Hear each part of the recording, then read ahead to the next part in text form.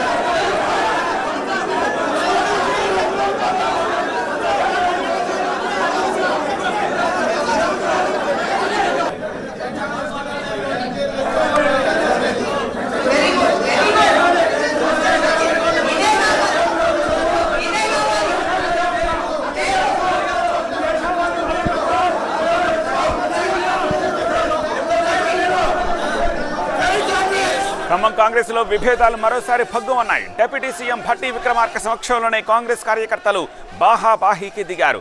కాంగ్రెస్ కార్యకర్తల విస్తృత స్థాయి సమావేశంలో ఎంపీ రేణుకా చౌదరి వ్యాఖ్యలపై భట్టి వర్గం భగ్గుమంది.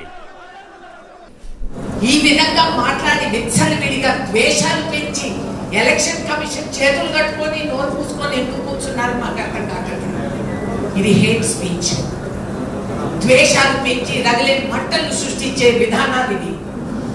ఇవాళ దేశమే క్లిష్ట పరిస్థితుల్లో ఉంది. కేవలం ఖమ్మం జిల్లా కాదు, ఈ దేశం. ఎందుకంటే చైనా ఆడ కాలు దుమ్ముతా ఉంది. అంచెలంచెలుగా దేశాన్ని ఆక్రమించుకుంటున్నారు. అరుణాచల్ ప్రదేశ్ అనే రాష్ట్రంలో మన ప్రభుత్వ అధికారులకు వీసాలు ఇవ్వట్లేదు. మీరు ఆల్రెడీ చైనాలో ఉన్నారు, మీకు వీసా అక్కర్లేదని చెబుతున్నారు. కాంగాంగ్ లేక్ అని లడాక్ లో ఉంది, నేను వెళ్ళొచ్చానండి. ముక్కాలు భాగం చైనాలో ఉంటుంది, కాలు భాగం మన దగ్గర ఉంటుంది. అక్కడ బ్రిడ్జిలు కట్టేస్తున్నారు, ఊర్లు కట్టేస్తున్నారు.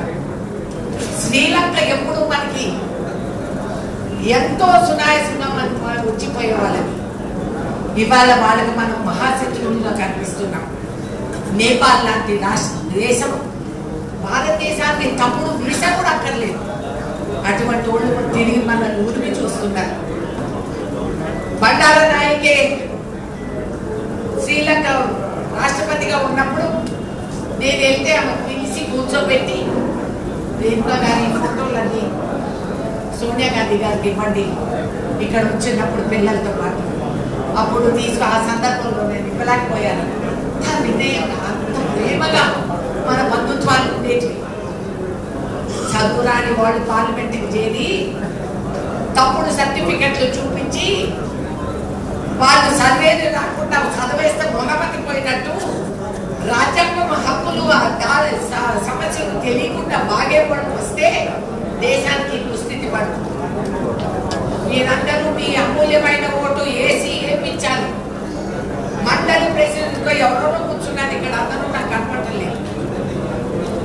అన్ని ఏరియాస్ నుంచి రాలేదు మండల్ ప్రెసిడెంట్స్ ఇవాళ, నాకు కనపడటం లేదు. నేను చెప్తున్నా, ఇంత నిర్లక్ష్యం చేయటం వీలు కాదు.